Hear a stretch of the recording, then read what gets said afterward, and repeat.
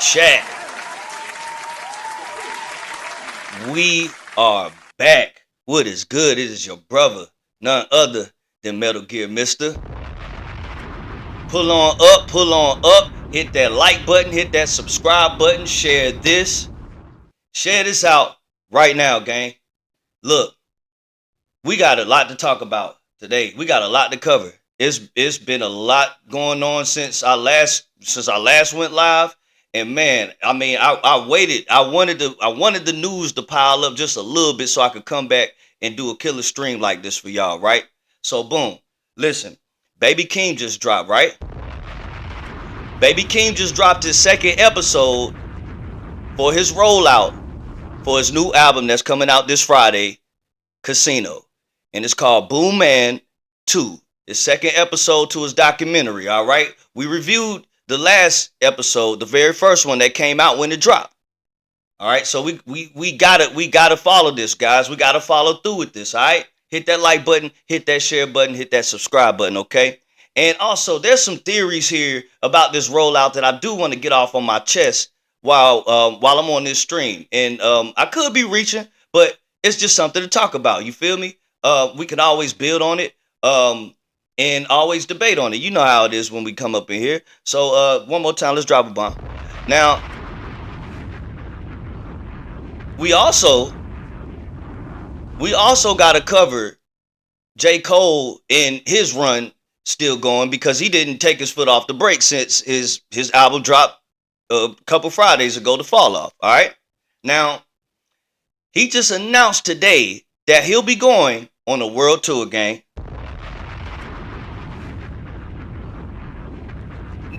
That's major. He also is making his first stop here in Charlotte, North Carolina, which is crazy.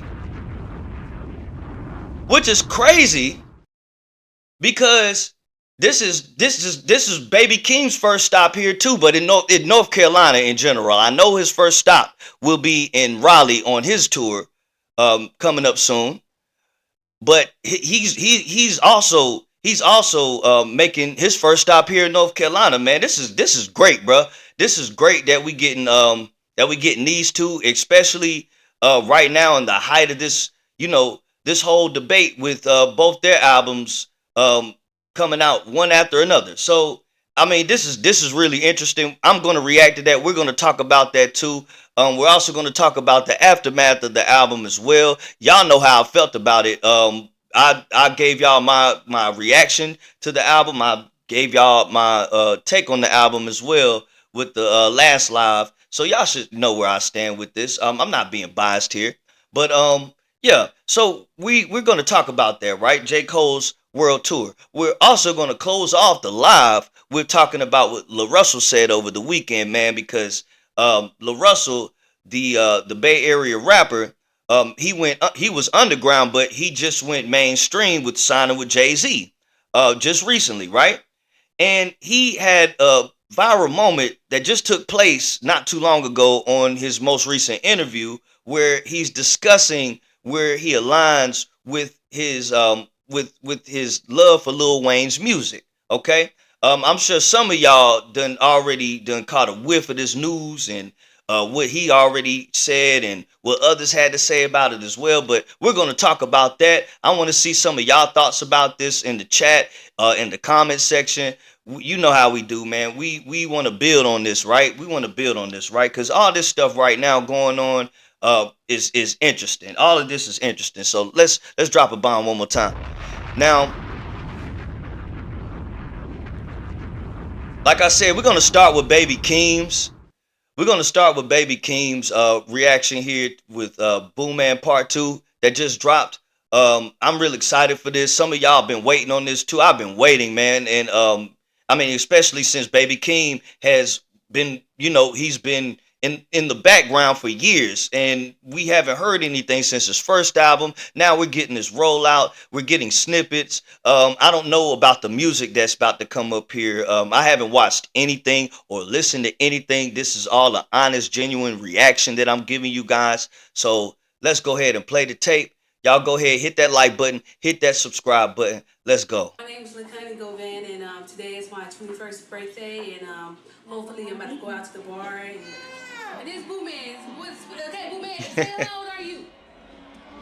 You too? Speak up. So they've been calling him that all his life. When is your birthday? March 22nd. Yes. This little boy is very, very smart, and I love him. Give me a kiss. We about to take pictures too because the camcorder saves it all and also picture saves it all. When we leave, dang, bro. This is the mid 2000s. Bro, look at this video. This video was taken in the mid 2000s. Like mid to early 2000s. Gang, this look ancient, bro. Like this looks ancient. Like a lot of people like me, my age group and everything, we forget how much long ago the 2000s was, especially the early 2000s, bro. It's about to be almost 30 years since the years of the early 2000s, bro, and it still feels like, it wasn't that much long ago, honestly, bro. But just looking at how the quality of the tape looks here and everything, bro, it's crazy how ancient the 2000s look compared to now, bro. The early 2000s, that is. But let's keep it going.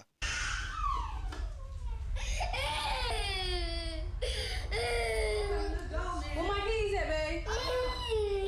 All right, bye, Boo Man. I can't go sit down. She got the keys. Dang, look. Come on, man. Come on. Was he a little badass like that? God dang, Keem. Like, mama can't leave? And I get it. Babies, they attach to their parents, and at a certain age, they don't want to be not around them at all. But man, boy, you know what I'm saying? He going in right now, bro. Hold up. Dang, he crashed out. Okay. Yo.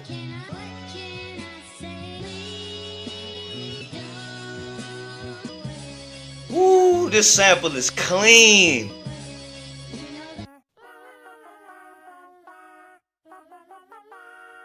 The family moves to Vegas once my grandmother passed away.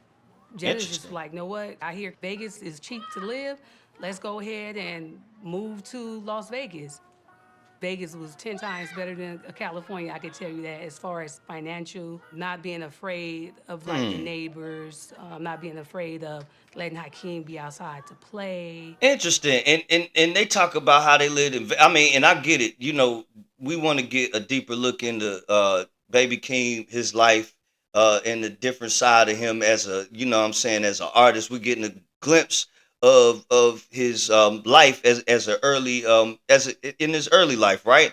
But just the album name itself being Casino, I wonder if it has any connection to him and his ties of living in Las Vegas. You know what I'm saying? I wonder if that has any connection here. He had to be like, he was little. He had to be like Hakeem, 4, 5. yeah, he was like 4 or 5, Yeah. when we stayed. Because he moved over here when he was like 2. Yeah. His mother, Janet, stayed over in the next apartment complex. But he was always with us.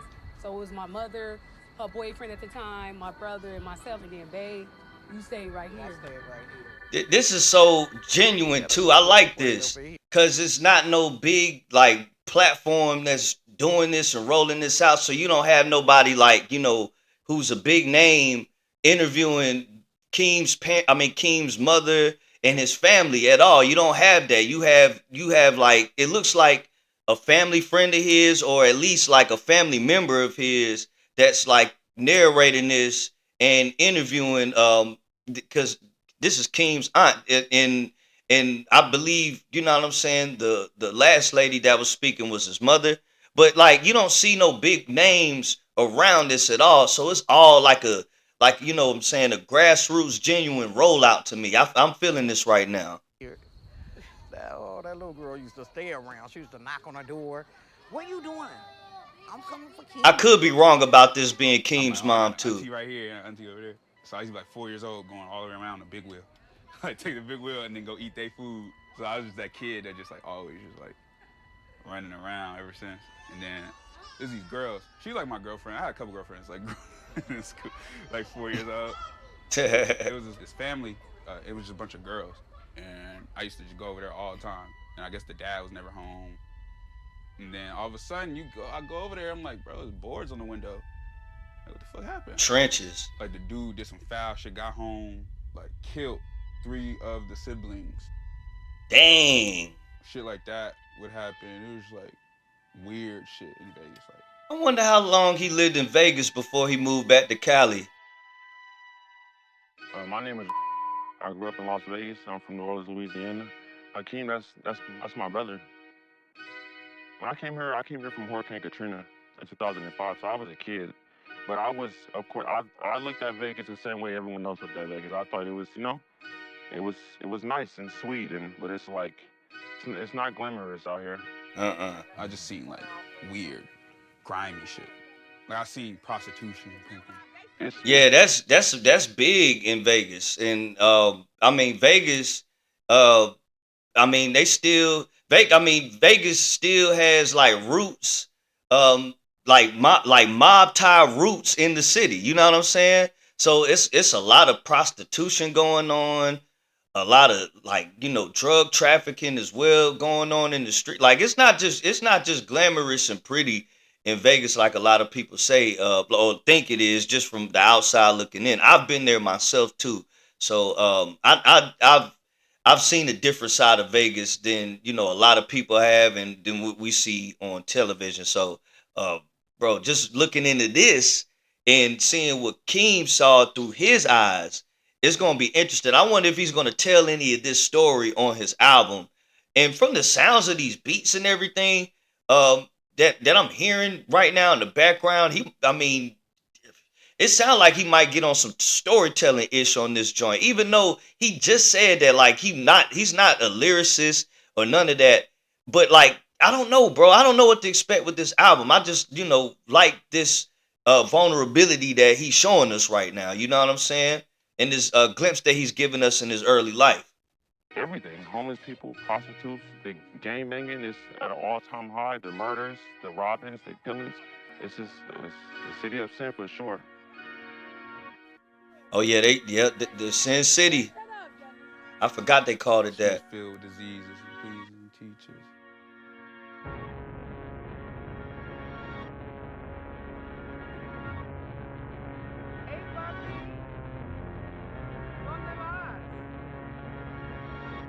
Remember, this is early 2000s. It was a lot worse back then than it is right now.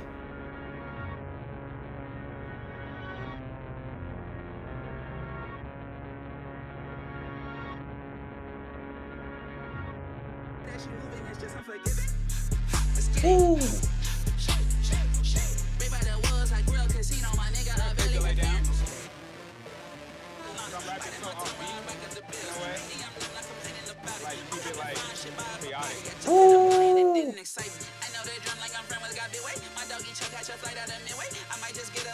Yo,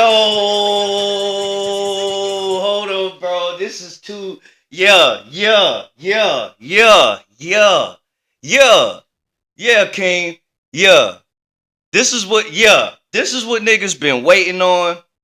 And I'm glad King waited this long to like come back out. What's good with it, Black Family Mafia? One time for the one time. Appreciate you pulling up. Gang. But listen, hit that like button, hit that subscribe button, please, guys, if y'all are new here. But look, guys, I'm glad he hasn't come out in a long time because we didn't get oversaturated with Baby Keem's sound at all. You know what I'm saying? He just gave us that first project and he just dipped out, right? Now hearing something like this from Keem in like the first time in 3-some years, bro, it's like, bro, what? I mean, yes, bro, like that, like, come on, hold up, bro. I'm kind of lost for words right now because the way that track built up into this.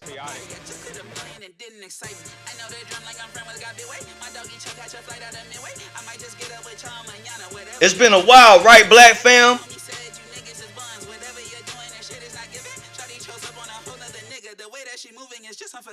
It's crazy the way he's able to still like give us songs like these with this high energy, and you could understand everything that he's saying, right? He could even like give you a, like, you know what I'm saying, he could give you pictures that he's painting with his lyrics, even through songs like this, bro. It's been a while. I mean, it's been a while since we heard anything fresh from Keem too. So hearing some fresh Keem right now is just like, yeah, bro. Like it's right on time, gang. It's right on time. Let's get it. Big by the woods like real casino, my nigga, I barely have parents. I tell Diana my secrets, that's really my twin, like I look in the mirror. You didn't have day right, but it's an incredible feeling to face all your fears.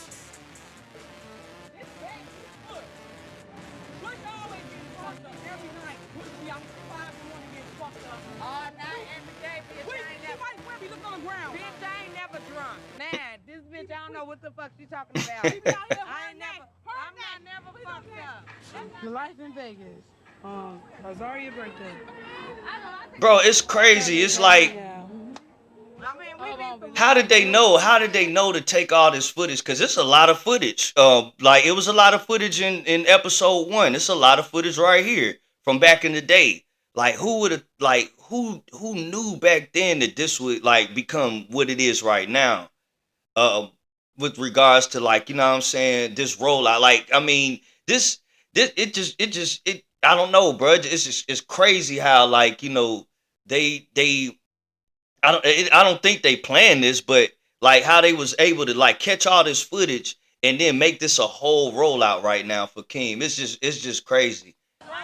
But round. I'm fucking drunk and shit. Yeah, hold on. And it's just regular, hey, and it's just regular nigga shit too, bro. I'm just being real. Hey, what's good with it? Margarita Beats, what's good with you? Appreciate you for pulling up. Appreciate you for pulling up. Let me put this chat over here, man. Y'all talk to me in the chat, man. What y'all think about this? What y'all think about this rollout so far by Baby Keem, man? Are y'all feeling this right now? Y'all excited for the album that's pulling up on Friday, Casino? I know I am, and I like this. I like this. I like this look into his life and where he's at right now, and it's a good look for Keem. It's in his first time being out in so long, right? And we don't get a glimpse in the artist's life like this, especially like, you know, in today's climate of hip hop.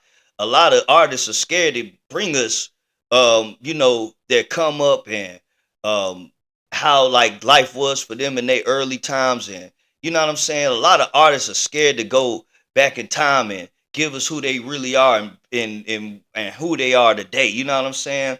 And it's just refreshing seeing a rollout like this right now, and in especially from Baby Keem, man. And let me stop talking, bro. I'm yapping right now. Let's keep it going. She real drunk, y'all. Bryce, what's good? It's hey, man. Appreciate you for pulling back up, man. It's been a minute, bro. It's been a minute, man. Appreciate you for pulling back up on me, gang. Shout out to Bryce, bro. Shout out to Bryce, bro. I'm back on the scene, man. I'm back on the scene. Definitely back on the scene now. Let's get it. Hey, y'all going to the store? Hey, hey, come here. Tell them come here. Come here.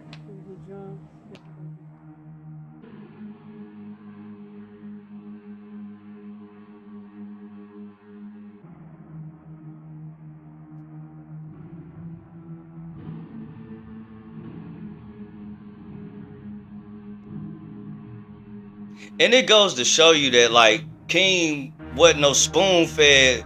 Like Keem wasn't no spoon. Like it goes to show you that Keem wasn't no spoon fed. He didn't come up.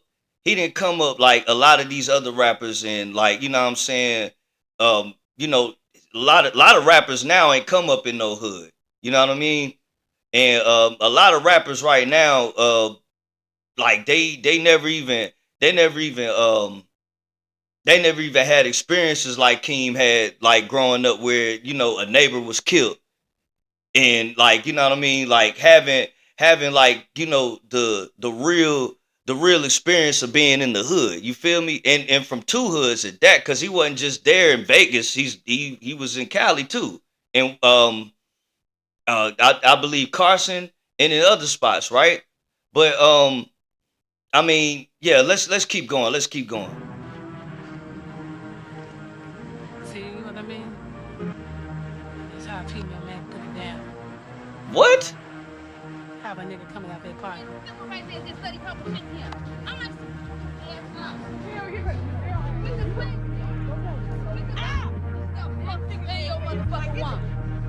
Dang. So King's Peoples was pimping? Or nah, like it, or the other way around. I don't know, bro. She just said she trying to run. She was trying to run Buddy's pockets just now. Hold on, bro. What? The One Piece is real!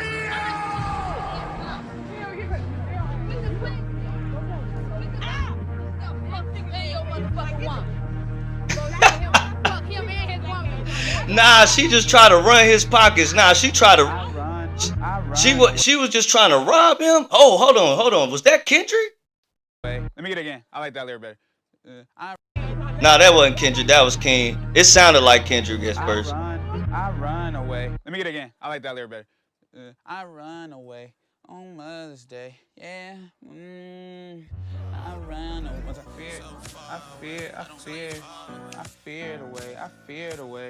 I feared away. When we started feeling like we have to take care of Hakeem was when he was about like 2 years old. It's not that Janice did not want to have a kid. It was more so that during the time when she was pregnant, she was having complication with her Hakeem's dad. So then she would like go in and out of like crying, and then it was her first kid. Dang. You know, so it's not that she didn't want to have him. It was just complicated. Just loop the first half. What? No. See, I was saying it earlier.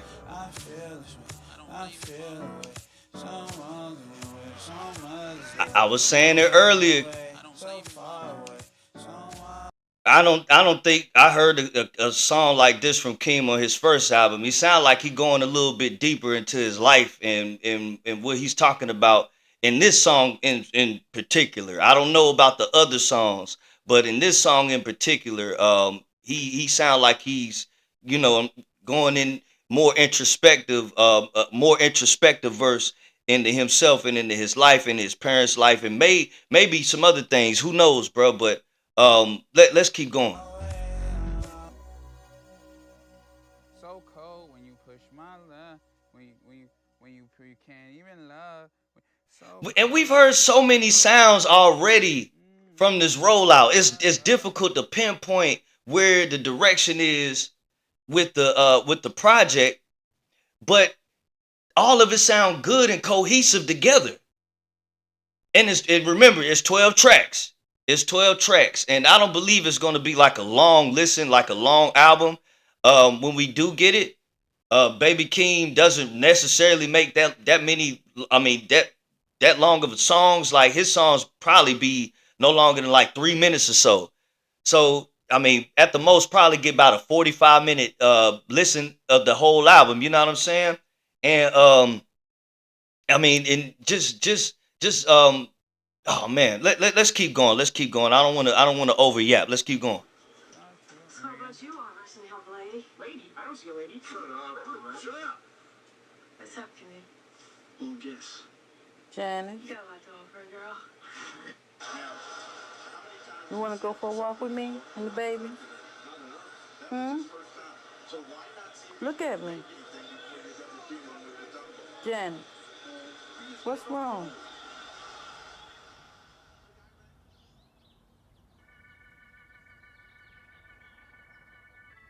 When I come to Vegas, I'm the older cousin, so Vegas, I'm in LA. Vegas, like, you don't take that stretch unless you finna party or do some shit. So I ain't really come out to Vegas like that, but each and every time I did, Hakeem came through to see me, and he was always looking up to me, and he was always thriving to be something. And I seen that in him, you know what I'm saying, early. You know what I'm saying? I heard that pain of what he been through with his moms, with his family, you know what I'm saying, being a kid, you know what I'm saying, being an older brother. I felt all that. When I was talking to Dre in the van, like I said, man, Hakeem gonna blow. I seen it in him. You feel me? Like I was like, he gonna blow. That hip hop saved lives. Yo, hold on. I don't want to get copywritten from Luda in that beat playing in the background. But dang, that bring back memories, bruh. It look at Keem. Look at King turning up the old Ludacris, man. Dang, bro. 2002. Look how ancient the early 2000s look, Chad. That's crazy. It still don't feel like that long ago, neither. But that's crazy. But man, this was the end of it right here. Basically, this was good, bro, and interesting. This made me want to go back and watch the first one again, and then this one again. And I believe this is not going to be the last episode, chat. Yo, what's good, Terrence? Appreciate you for pulling up, man. Appreciate you for pulling back up over here, gang. Appreciate all y'all for being here. If this y'all first time here, please hit that subscribe button, hit that like button, share this out. We just finished up Baby Keem's BOOMAN II release today for his documentary, for his rollout, for Casino, the album that's coming out this Friday. I like the whole feel of this rollout. It's really organic. We're getting the side of King that we haven't seen before, and kind of a side of Kendrick too, in a sort of a way, because I mean you're seeing like Kendrick's bloodline in effect, and like it's really all like it's really all coming together well, and we're not being flooded with none of this from Keem at all. We waited almost a whole week for this second episode to drop, because the first one came out last Tuesday. What you say, Terrence? You said crazy full circle was Luda presented Baby Keem and Kendrick with the he did? That's crazy. That's crazy, bro. Yo, good. Hey, Terrence, that's definitely a good look right there, bro. Yeah, Terrence just reminded me that Luda presented Kendrick. Hold on, bro. Hold on, bro. Luda. Damn, son, where'd you find this? Ludacris, Kendrick. Damn, son. Baby Keem. He presented him with the award. He presented them with their award for Family Ties. Hold on, bro. That was it a Grammy? Oh yeah, you said it was a Grammy? That's crazy. Yeah, because wow, yeah, it's right here. That was 4 years ago, bro. Dang, bro. Yeah, that's a crazy and see, this is the thing about them, right? Everything with this rollout too is still like very symbolic to like the beef. Like it's still and people don't want to think it is, but come on, it dropped right around the time Cole's album dropped. You know what I'm saying? This is stepping on J. Cole's rollout just a little bit. Especially, you know what I'm saying, if the album competitively sounds better than the fall off. If it does, you know what I'm saying? I'm not saying that it will.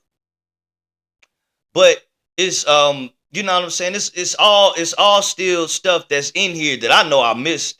That like, like that's symbolic to all of this, right? But we do get a glimpse and more of a look into what I think what he's alluding to with the meaning of casino, right? Because in this episode in particular, we learned that Baby Keem, a lot of his early life growing up was in Las Vegas, and a lot of it was taped, and he had some experiences there, some real life experiences there that you know what I'm saying, that could very much could be talked about in his new album. So the connection I'm trying to give with the Las Vegas and casino thing, right? But also, I mean, it's also alluded to a couple of things as well. Like I said, with the beef, could it also be alluded to Drake's last project with Party Next Door dropped last year around this time, right? the whole Sexy Songs for You album, the R&B joint, right? I didn't really listen to it, but um the S's in the album name all had dollar signs on it. And we all know Drake's whole gambling addiction thing, right? And his lawsuit right now that's going on with his stake deal, him having a stake deal and everything that like that's going on around that right now. It's all like I don't know. It's just all not coincidental to me, right? Um, I mean, it's all multi-layered. It's all sounds so multi-layered. You said, let's see, Terrence. You said, yeah, you feel like he's saying his life was a gamble.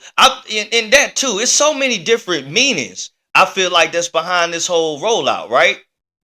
Life being a gamble, like you said, life in Las Vegas, sending shots at Drake. I mean, who knows? Who knows, right? It's so multi-layered. Just like you know what I'm saying, how Kendrick's stuff right now is all multi-layered.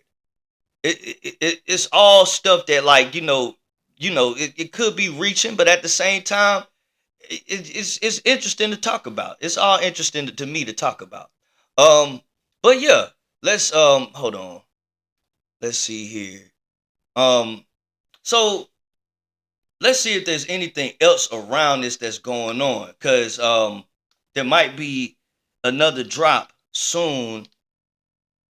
That because I don't know if it's gonna be a song that's coming out next, or if he's gonna be dropping more episodes. I don't think this is the last episode.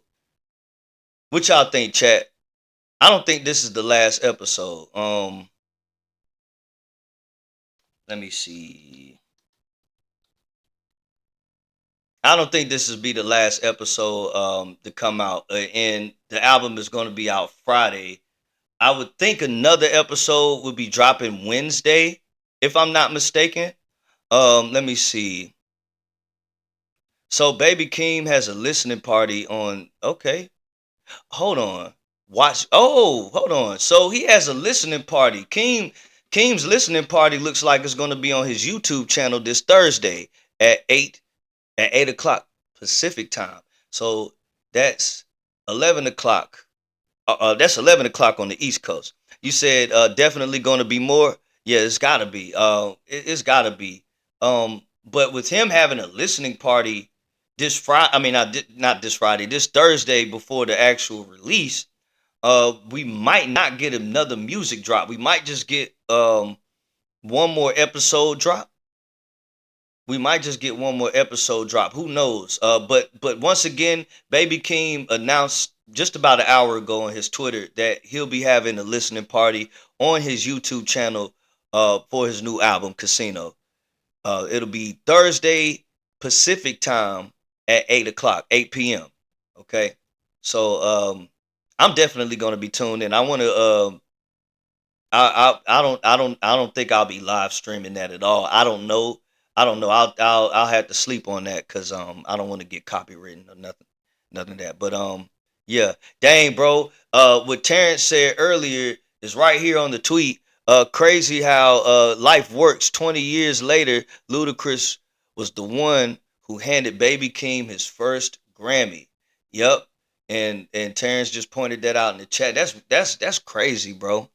That's crazy, bro.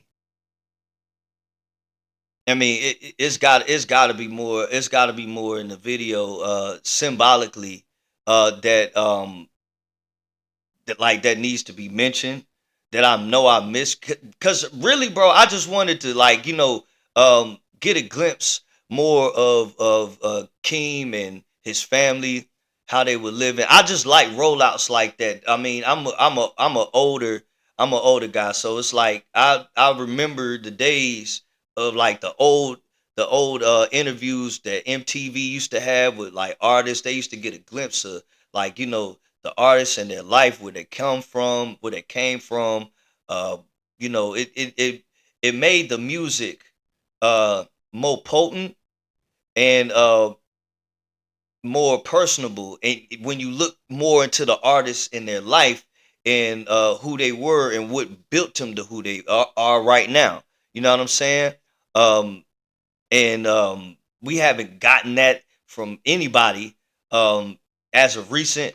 And yeah, I'm just seeing Keem doing this now. I just hope a lot more artists, kind of follow this formula too. You know what I'm saying? Not bite, but follow this formula and create something in your own flavor and give us a glimpse into your life and who you were back then and what built you to who you are right now and the artist who you are now. I hope more artists do this in the future, bro.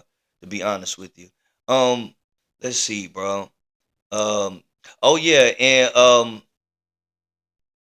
let me see.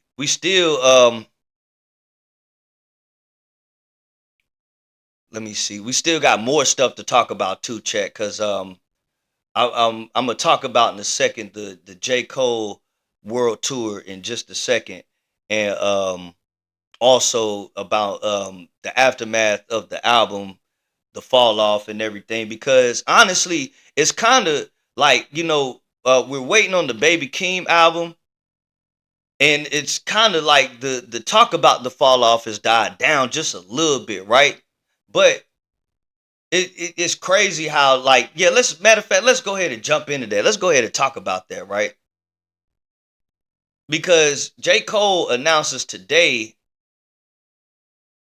the same day that King dropped this second episode, in around the same time he announced, like around the same time King drops this new episode, Cole announces his world tour for the fall off.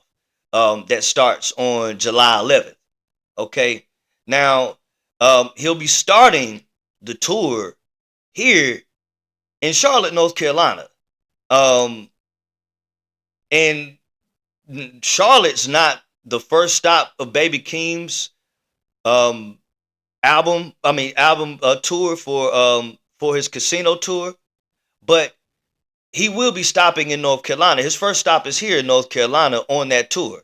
And it's just crazy that Cole decides to do the very same thing by making his very first stop in North Carolina on his tour, right?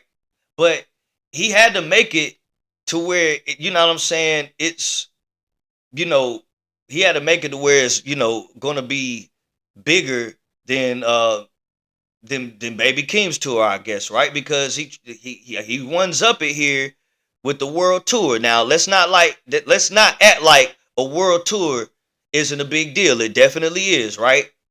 Now, J. Cole has been on the world tour before, early on in his career. Um, I don't know if this is his first world tour since then, but it's been a while, right? But but it's crazy though. Well, I guess since this is supposed to be his last album, that he would want to go on a world tour if this is his, farewell. This is his farewell to him being a hip hop artist or a rap artist in the industry, right? So a world tour is ideal, but it's just the timing of it all, right? Um, but his first stop is here in Charlotte, and his last stop will be in Johannesburg. That's in South Africa. So dang, bro, he'll be on tour.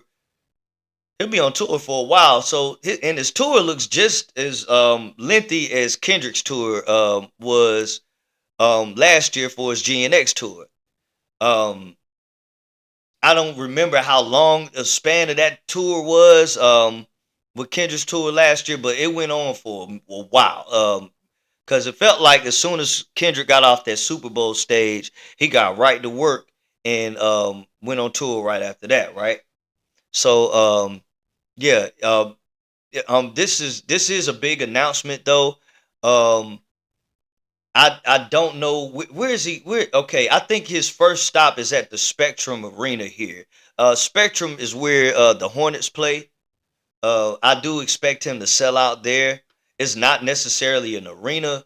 I'm not trying to compare Kendrick's um I'm not trying to compare Kendrick's tour and J. Cole's tour, but I can't help but not to, bro, because of the climate of everything of what's going on right now. Especially with the aftermath of Cole's album, it's still stirring up a lot of debate against Kendrick and his previous projects, and a lot of it is um, a lot of the J. Cole and Drake fans trying to, throw dirt on everything Kendrick has done in the last couple of years and still right now and still is doing right now. Now, I say that because I've seen a lot of activity on Twitter from J. Cole fans trying to compare this latest Fall Off album and even his previous albums to Kendrick's older projects and even his latest project, GNX. They did more of that than trying to explain to people, the people who are standing outside of their spectrum. They've been spending more time trying to compare this album and Kendrick's older stuff than trying to explain to the rest of to the masses of why the Fall Off is such a classic and better than these other albums. You're just getting one-liners from people saying, "Hey, the Fall Off is a classic, and none of Kendrick's older stuff is better than this," and no context behind it. No one's bringing up think pieces on what songs make the Fall Off a classic, what songs make the Fall Off, or what bars make the Fall Off have better bars than GNX and other albums from Kendrick. No one's putting up think pieces of this. Everyone's just spewing out, "Hey, this is better than this," and nothing, and no context behind it. It's like you have no choice but to compare the stuff Cole is doing now to everything that Kendrick and Keem and PG Lang is doing right now. Because the Cole fans are making it so. People are going to say, "Oh, how can you blame the fans? It don't got nothing to do with the art." It has everything to do with the artist because it has everything to do with this discussion. The fans are a part of the conversation as well. And because we are perpetuating narratives. And there's a lot of narratives flying out there, right? And like I said on my previous live, I was saying before that the J. Cole fans and the Drake fans have the louder voice than the Kendrick fans do on the internet. So you'll see a lot more think pieces on things that are trying to discredit everything that Kendrick and Keem and PG Lang is doing more than anyone trying to defend them, right?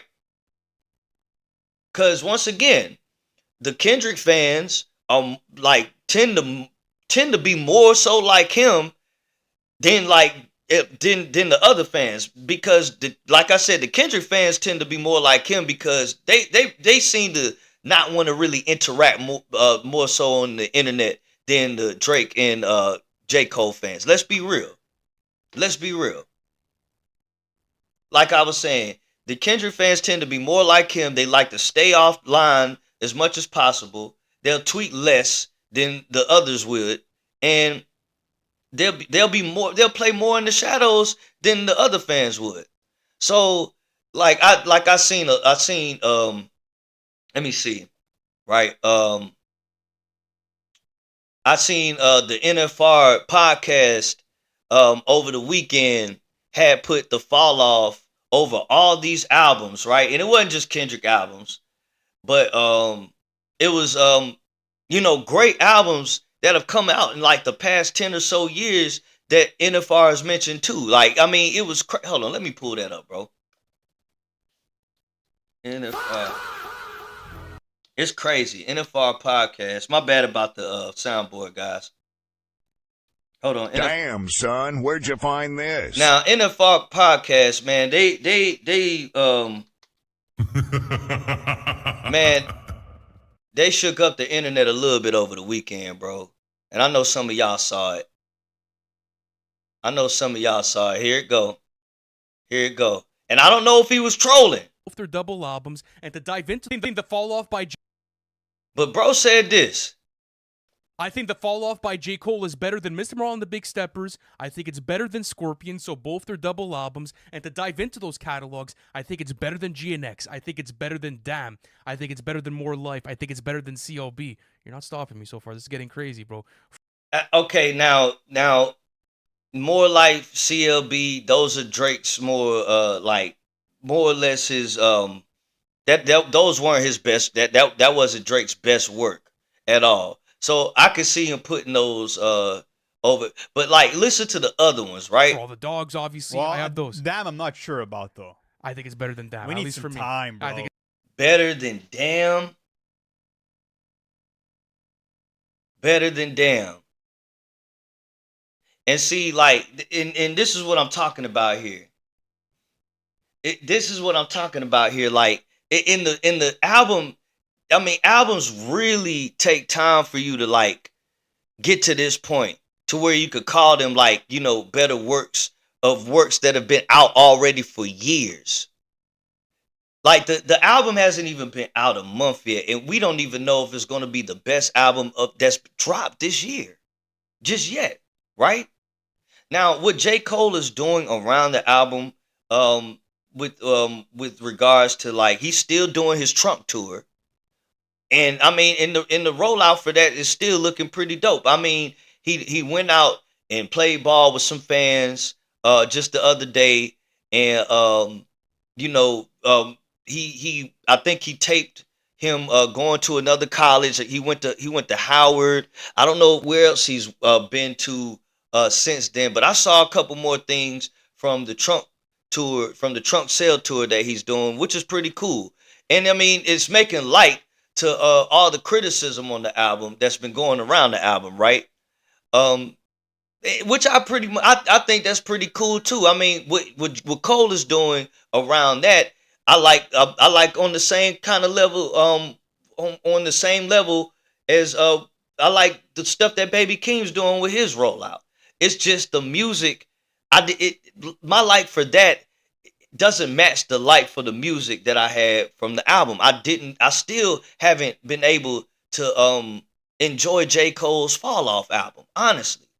And I've even revisited it since my reaction on it a couple of weeks ago. So I mean, it's still like I said before. I could still like the rollout that J. Cole is doing, and not really be feeling his album at the same time. I could have both opinions at the same time. But yeah, let's get back to what NFR is talking about now, because once again he put J. Cole's The Fall Off over all these albums. Damn is like there's some perfect I think it's better than songs. Utopia, Lou.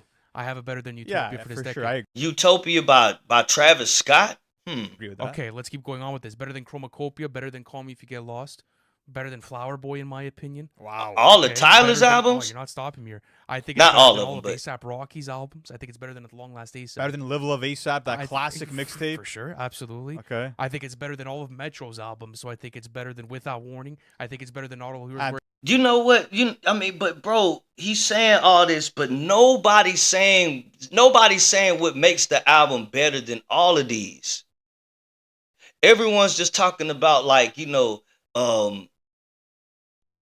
everyone's just talking about the comparisons that the album has to other albums. No one's talking about the bars, what he said in these songs. Everyone brings up What If, but like no one's really trying to carve out any other songs of no one's trying to carve out any other layers of any of the other songs on the album, because honestly they didn't have that much substance to them. I'm being honest here, bro. They didn't.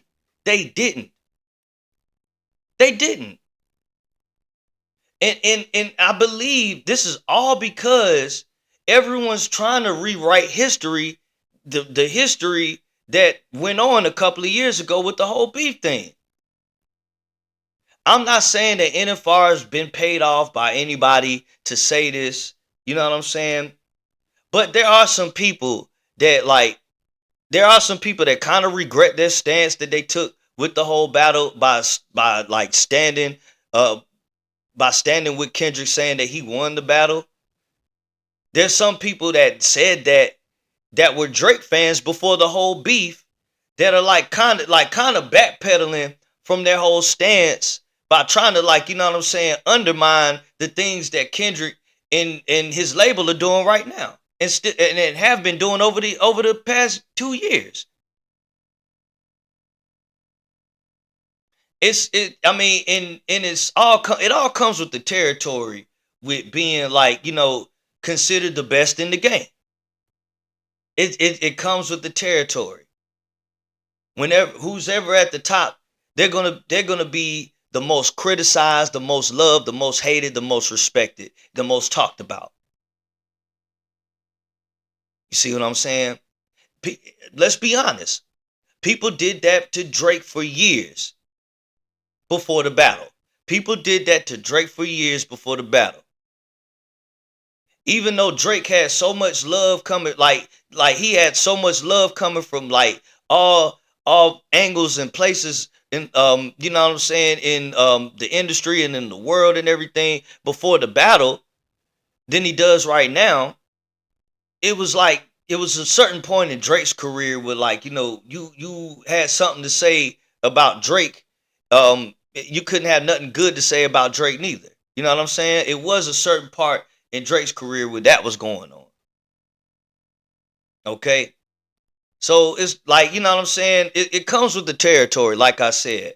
But it's like I said before earlier, it's more comparisons. It's more comparisons to other albums than think pieces on, okay, this song right here is what okay, like how let's compare it to GNX, okay? Since NFR wants to do it, most of Twitter wants to still do it. Let's compare it to GNX, okay? We did it on the last live, but we didn't cover it, right?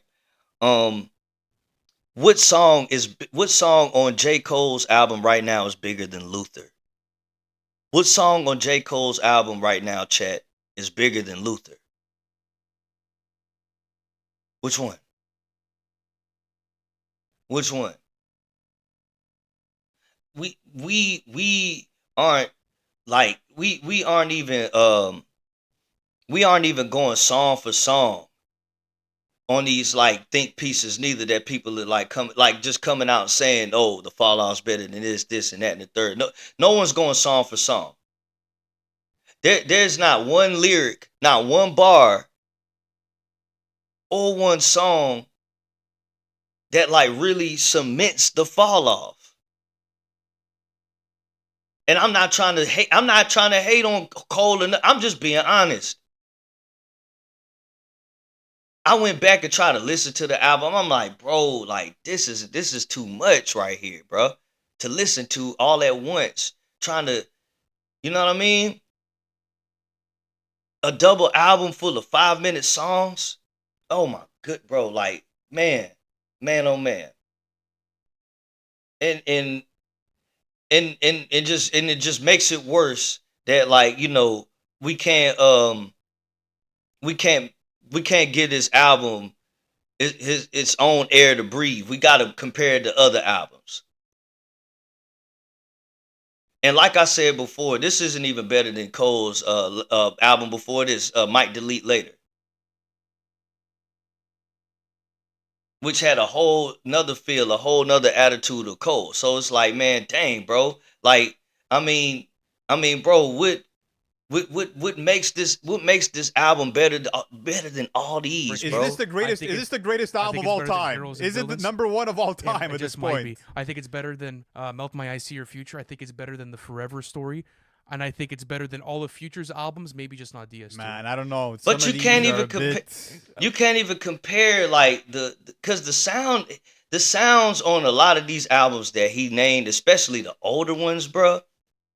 They respectfully shouldn't even be compared to this album right now with Jay. Because not only that, bro, like, those are earlier works from, like, you know, different artists in their work since their first projects has gotten better and better over time. So why are we comparing earlier projects to this?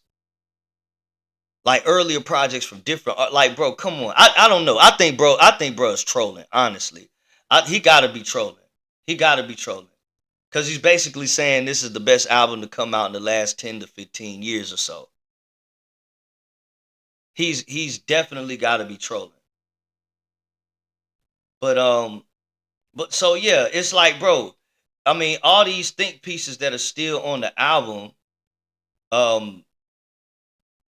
just comparing it to other albums. They're not giving us anything on, like, individual songs, specific songs that like cement the album as a classic. And it did 250. Did it do 250 mil the first week? The fall off. Numbers. Let's see the fall off numbers. No. Why is it giving me political stuff? I'm talking about J. Cole, bro. J. Cole, the fall off. J. Cole, first week. Let's see. Okay. Nah, that was a projection. So it didn't do 300K, or did it? No. It was projected to do 300K, but the numbers just dropped over the weekend. I want to say it was 250K his first week. I can't see. No one's talking about it right now. Okay, the Fall Off album sells 280K units in the first week and debuts #1 on the top 200 on Billboard. Okay, that's pretty cool, right? It's pretty dope. I'm gonna be honest with you though. It's no other albums that are out right now that like that could amount to the hype that J. Cole has right now. And it's no real impactful albums or other like around this album that have come out at all. So like since I want to say JID's drop, or since the Clips dropped last, there have been no really big drops like that in hip hop except this one. So you could expect it to debut at #1, right? Even other albums are out right now. There aren't really too many big artists that are out right now that have dropped around J. Cole. So I could expect the #1 album from him right now. And this is his seventh consecutive one. And that's a hell of a feat too. So round of applause. I give him a round of applause for that. A hell of a feat too.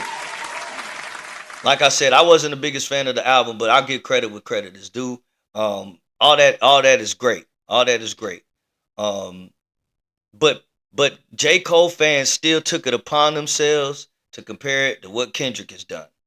Because J. Cole fans struck Twitter again with these numbers, and a lot of them said, "Oh, where's Kendrick? Kendrick never got 7th consecutive," because Kendrick hasn't dropped 7 albums. Kendrick has not dropped 7 albums officially. You want to say Section 80 was his first album? You can, but that was not an official. That wasn't an official. That wasn't officially announced as an album. That was always known as a mixtape. I wish it was an album because it's one of his best work, but it was announced as a mixtape. All right. So Kendrick does not drop 7 albums. I did see a lot of tweets, and I didn't save them. I didn't save them on Twitter, but I did see a lot of people.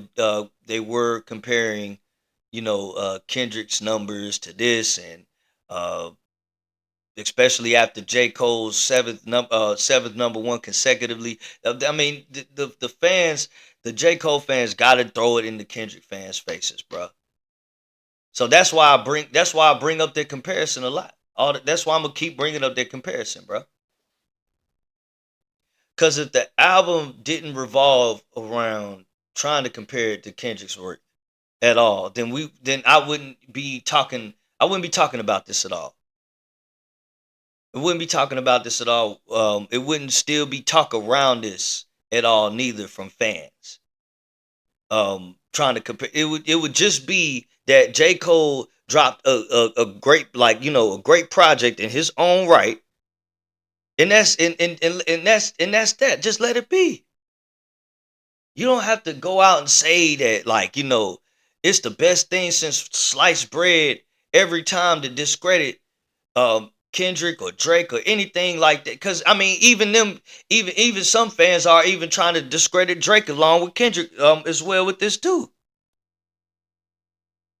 It's like, dang, y'all couldn't have let it live a life of its own, bro. Y'all couldn't.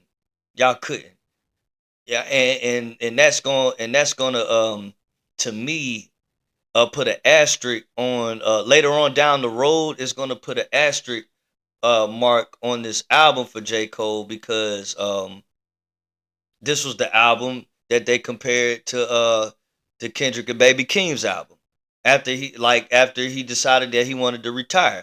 I guarantee you, when this Baby Keem album drops, and whenever Kendrick decides to drop again, the J. Cole and Kendrick comparisons are going to be there, right? But they're going to not. Okay, the Kendrick fans have moved on. The J. Cole and Drake fans are going to be the ones that are coming out of the woodworks trying to discredit both said albums. I guarantee it. No matter how good, if Baby Keem's album comes out this Friday and it's a banger, no matter how good it might sound, you're gonna have those fans coming in trying to discredit Baby Keem's new album because of the beef. Let's just be real. Let's say Baby Keem's album, especially if Baby Keem's album does go number one. Let's say it does go number one. It knocks off J. Cole's number one on the top 200. Oh, it's definitely gonna be some salt. It's definitely gonna be some salt. It's definitely gonna be salt being thrown here and there from all angles. So, you know what I'm saying? Let's be real, right? On the Kendrick side of things, niggas is gonna be looking at, like, the bar for bar breakdowns, and breaking down storytelling in the songs and everything. The J. Cole fans are not doing that. The J. Cole fans are not doing that. All they're going to do is complain about the content creators who are going to be doing that on the Baby Keem and Kendrick side of things. Let's just be real.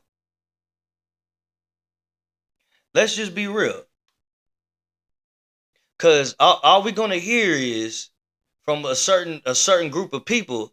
Oh man, we shouldn't be looking that deep in the lyrics and stuff like that. See, Baby Keem and Kendrick, all they want to do is make deep lyrics on deep songs, and man, blah blah blah blah blah. Bro, all we gonna be hearing is that from like people in comment sections and bots and stuff on under videos that are breaking down, lyrics and bars and video in videos and all this other stuff. Bro, that's all we're gonna see, bro. The J. Cole fans could very well do the same thing, bro, but they're not, and they honestly can't. J. Cole didn't give us any Easter eggs in the fall off. Not to me. We get Easter eggs from Keem. We're getting Easter eggs from Keem right now, and we've been getting Easter eggs from Kendrick. So of course we're gonna do breakdown videos. Of course we're gonna do think pieces on these songs and tracks whenever they come out and drop stuff. This is how they make their songs. So I mean, I'm just prepared. I'm just prepared for that hate train to like, to make it stops, especially around this rollout from Baby Keem, because we haven't seen it yet, because J. Cole is still very much um relevant right now. You know what I'm saying? But we'll see. We will see once the album drops this Friday where the conversation is going to go. And I could just see it now, man. I could just see it now from from the Drake and J. Cole fans when from Friday hits, bro. Um, I can see the debates and the comparisons from the albums, and oh man, it's gonna be a lot of crashing out, bro. It's gonna be a lot of crashing out. But yeah, bro. Let's see. Oh yeah, back to Cole's world tour, bro. Once again, he's um he's going on tour starting on July 11th. Um, I I I mean, I've seen J Cole perform before. I may or may not stop by to see that, because I don't know if this will be his last tour. And he might be doing other songs. I mean, he has to do other songs than just the songs from the Fall Off. So I don't expect him to do just the songs he did on the Fall Off. If I do go, um, even though I didn't like the album, I could still go and see J. Cole. I mean, in concert, bro. It's it's a different story when it comes to live shows. Like I said before, I'm not a J. Cole hater. I'm still a J. Cole fan. I'm just an objective fan. And I will critique and do harsh critiques on artists that I like. Especially if they drop bodies of work that I've been anticipating for years and I'm disappointed. So I could still say that I didn't enjoy J. Cole's album, but I might just see J. Cole when he does start his tour in July. I could still do both. Cause like I said, he's not gonna just be performing the songs off the Fall Off. He'll definitely be doing other songs from his older projects. You know what I'm saying? So July 11th will be J. Cole's first stop with his tour um, in Charlotte, North Carolina at the Spectrum Arena. I might get tickets to go see that, and I might get tickets to go see Baby King too, bro. Who knows, gang? I really want to, honestly, especially since just for content creation purposes, because I want to come back on stream to like give you guys both experiences. I would love to do that. I would love to go to both concerts because Keem is coming in April here to Charlotte at the Fillmore, and and I would love to see Keem. Like I said on my last video, I said I would be. I'm a little funny on seeing Keem, even though like it wouldn't matter to me. I still feel a little funny seeing Keem before I see Kendrick, because I missed Kendrick's GNX tour last year because I was working. But it is what it is, bro. You gotta get what you can get sometimes, right, Chet? But yeah, I would love to. I would, matter of fact, making a point to do that. Actually, guys, I wanna go to both concerts to document both experiences. You know what I'm saying? Even though both are like have a larger gap in time in between one and the other. Because King comes in April, Cole is coming on the 11th of July. That's a few months apart. So, but I'll still be, putting out think pieces on both shows. You know what I'm saying? But yeah, I think I'm gonna go ahead and do that, Chad. I'm gonna go ahead and do that for y'all and drop some content. And I would, I don't know, I might be able to, get some footage. Might be able to get some footage. You feel me? But yeah. But what y'all think, chat? Like, isn't it a little bit funny that Cole does a review? He does an announcement of his world tour the same day of Baby Keem's second episode of BOOMAN dropping? Don't y'all? Isn't that a little? Like it's like Cole was getting his lick back from Keem stepping on his rollout for his trunk tour, because he basically dropped his first episode of BOOMAN last Tuesday. This like probably an hour or two after Cole dropped his first episode of his trunk tour. I don't know, man. I think there's little subliminal shots here and there between them two going on. Honestly, because of just the timing and everything. I don't think anything is coincidence. You know what I'm saying? So I'm not saying that I'm right neither, but it's just a little bit funny. You feel me? It's just a little bit funny that Cole got his lick back today. So yeah, but you know what's even crazier? Hold on. I think Cole's album, you know what? Hold on. I think I just saw something today that I think Don Toliver's album is now number one over Cole's album. On the billboards right now. Because Don Toliver, he dropped, I don't think the same week as Cole. I think he dropped the week before Cole dropped. But they said something about his album being number one right now in the top 200 too. Let's check out. Hold on, bro. What's Billboard? Let's see Billboard top 200 gang. Billboard.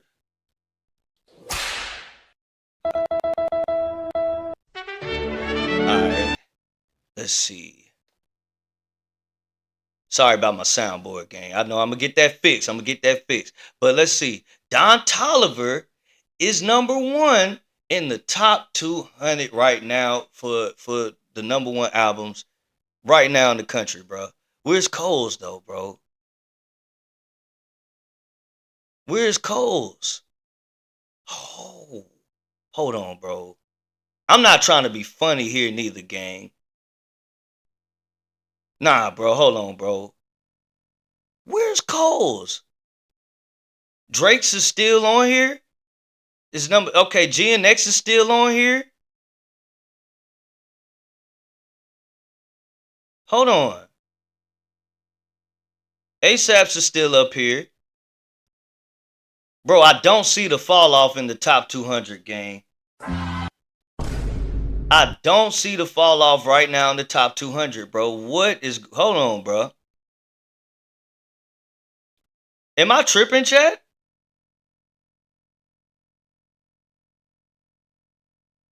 Because we seeing older albums.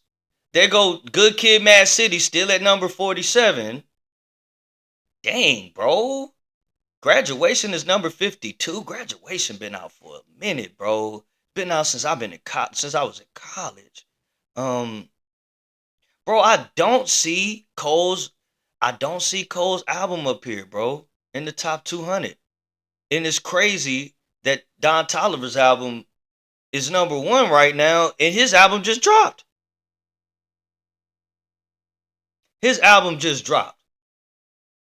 But okay, Cole fans, y'all gotta step up, man. Y'all gotta answer this to me. Y'all gotta answer this for me, man. Where's your boy at, gang? Cause y'all did all this fist pumping for the album and trying to compare it to other albums to like I was saying before my older lives, trying to shit on one artist to put another one on the pedestal. Y'all don't know how to enjoy other artists without doing that, right? So where's your boy at on the top 200 if the album was so much of the classic that you say it is? And I know. I mean, there's fans out there that are like, "Oh, well, numbers. Now y'all want to talk about numbers. But y'all just do it. Y'all was just throwing it in people's faces. How Cole's album hit number one. How and also how it compares to other albums, and it's better than this album and that album. But it's not on the top 200. And it's not on. It's definitely not over the albums that like a lot of people been saying that like that aren't better than the fall off. Like GNX is still number 29. That's been out for 2 years. Um, shoot. Uh, Good Kid, Mad City. Well, I don't know if too many people said Good Kid, Mad City is better. I mean, I don't know if they said if a lot of people have said the Fall Off is better than Good Kid, Mad City. I don't think so, and I don't think you should. But I mean, it's been out for almost 2 decades, and it's number 47 still. You know what I'm saying? And that's the longest um a hip hop album has ever been on the list for. You know what I'm saying? So I mean, even the baby's album is number 25, and his album just dropped. His album dropped before Cole's did. So I don't know where all the hype went for the album, even with the tour announcement. Even with the tour announcement, I think um it's still more people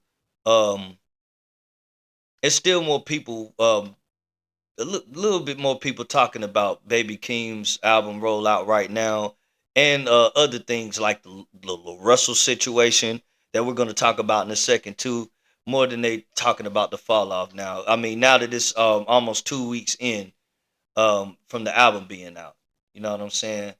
So I don't see too much hype around J. Cole's world tour like I did when Kendrick mentioned that he was going on tour after the Super Bowl. You know what I'm saying? Like it's gotta be a line drawn at some point with the J. Cole fans and these Drake fans, right? Because they want to make these comparisons. There's got to be some lines drawn here. There's got to be some fact checking at some point, guys. It's got to be some fact checking at some point, guys. Let's be honest. Like there's no big hoorah for J. Cole's world tour right now like it was for the GNX tour behind this album, like it was for GNX. People want to say, "Oh, Kendrick, he had that push for the Super Bowl, blah blah blah blah blah," and all this stuff like that. But Kendrick made the announcement before he made the announcement. No, he made that announcement that he was going on tour before he even performed at the Super Bowl. The announcement that Kendrick was going to the Super Bowl, performing at the Super Bowl, wasn't bigger than Kendrick performing at the Super Bowl. Kendrick already had hype for his tour going into his Super Bowl performance. He was already selling out some cities already before he even touched the stage at the Super Bowl. So the Super Bowl did not help boost his the hype around his tour. It was already hype around it before the Super Bowl before the Super Bowl performance. Let's be honest. All right. So and once again, I'm not trying to disrespect Cole, but like I said, we got to be able to fact check and be honest with ourselves when it comes to these comparisons here, bro. Let's be real. Let's be real. Like people are literally saying that this album made a bigger impact than GNX, Mr. Morale, and all these other projects. But like I mean, it's not making the same. It's not making the same noises. It's not making the same noises as anything that Kendrick did around GNX. It's not making the same noise that did. Okay, we could talk about the beef boosting it, whatever. Y'all have all these excuses on Kendrick's hype basically around the beef and after the beef. But y'all fail to realize that Kendrick was already just as big of a superstar as Drake was at the time of the beef. This is why Kendrick is still very much relevant in this climate of hip hop right now, and he hasn't even been doing anything other than touring and working with Keem this whole time.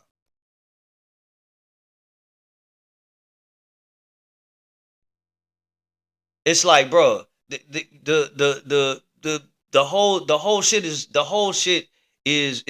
different. The whole shit is different, bro. This hype around Cole's album is way different than the whole GNX rollout in his tour. Now we're also gonna see what numbers that Cole is gonna do during this tour. Watch, it's gonna be so many of the fans. Like, okay, let's say Cole does sell out like all his shows. It's gonna be so many of his fans trying to like convince us that his show was so much better than the GNX tour. Cole sold out every show before this and that. Like it's gonna be to no avail. You're gonna be like the Cole fans are saying now that the numbers and stuff don't matter, the awards and stuff don't matter, but they will matter when those numbers come out about his numbers during his tour, whether they're good or whether they're bad. Or actually, you might not even hear a peep from the fans if the numbers aren't numbering during the time of his tour. Because it's just like the Drake fans went silent when the Anita Maxwell tour was going on last year, a little bit before the GNX tour. The Drake fans went completely silent about Drake's plummeting numbers during the time of that tour and how difficult it was for him to sell tickets. They were very quiet. And you know what? You know who else was quiet too about that? Even the Kendrick fans were quiet about that too. Yes, you had your content creators here and there that had think pieces on what went on about that last year, but you didn't have an uproar of Kendrick fans hating on Drake fans for Drake's numbers not numbering at the time. It just wasn't that. So they might go silent and might not say anything around the time with Cole is doing this tour, and if he doesn't sell out anything, and I'm not betting that he won't, because I know that in a lot of the cities that he'll be going to, he'll be selling out. J. Cole has a huge fan base, a huge enough fan base for him to sell out all his shows. It's not a stadium tour. He didn't announce a stadium tour. But best believe they're gonna make it a big deal if he does sell out every show, and try to make it a thing to compare it to the GNX tour and how Kendrick's tour was. Just watch. Once again, like I said, they're gonna say the numbers don't matter now, but wait until Cole's tour. They will then. They very much will then. Okay. Especially while Keem's tour is going on. Baby Keem's tour is I think their tours spill over into each other. Their schedules. I believe their schedules are I think their schedules might clash. I haven't seen all of Keem's what his tour dates are. But either or, even if they don't clash, the fans will try to compare Baby Keem's tour dates. I mean, not tour dates. His tour numbers to J. Cole's numbers, just based on the climate of everything that's going on, especially with both their albums coming out at the same time, both their tours going on around the same time. It's just like no choice but to. Okay, so fans who are out there saying that, like, oh, well, the beef, y'all will keep dragging it and all this other stuff like that. Look what's still going on right now. What's up, Sigma? Appreciate you pulling up on me, gang. You said, "Are you late?" I think you are, bro. How long have I been yapping? I've been on this joint for an hour and a half. You're not too late. You're not too late. I have been repeating myself a lot because people have been in and out um to see what I'm talking about. So yeah, you're not too late, bro. Right now, bro, we just talking about Cole, how he announced his world tour the same day he dropped. No, the same day Baby Keem dropped his second episode for Boom Man. You did miss the reaction that I did for Baby Keem's second episode for his documentary. So you might want to play that back and watch that. It was a genuine reaction. I didn't watch it before I hit live, so you know I wanted to give you guys a real reaction to it. But I was kind of blown away by it, honestly, because of how organic the rollout feels, and also the story that Keem is telling on this episode. Because you get more of an in-depth look into Baby Keem's life, um, early his earlier life, in this episode. You know what I'm saying? And you kind of get the symbolism as to why he chose the name Casino for this album. You know what I'm saying? I know it's probably a multi-layered reason there for the name that he chose for the album, but I mean, you get a glimpse of why he might have named it that while watching this episode. You know what I'm saying? So yeah, but like I was saying though, Sigma, there will be comparisons that people will be making between Baby Keem's world tour along with J. Cole's world. I mean, no, my bad.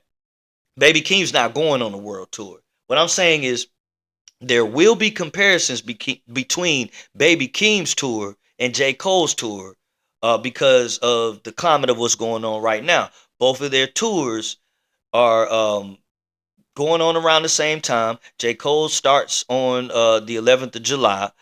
Baby Keem's tour starts in April. I don't remember the exact date, but and their schedules might spill over into each other. So both fan bases from both sides will be comparing each artist's numbers to each other while this is all going on, from the album's numbers to the tour's numbers, everything. I was just saying that J. Cole fans and Drake fans, well, no, not even Drake fans, all right?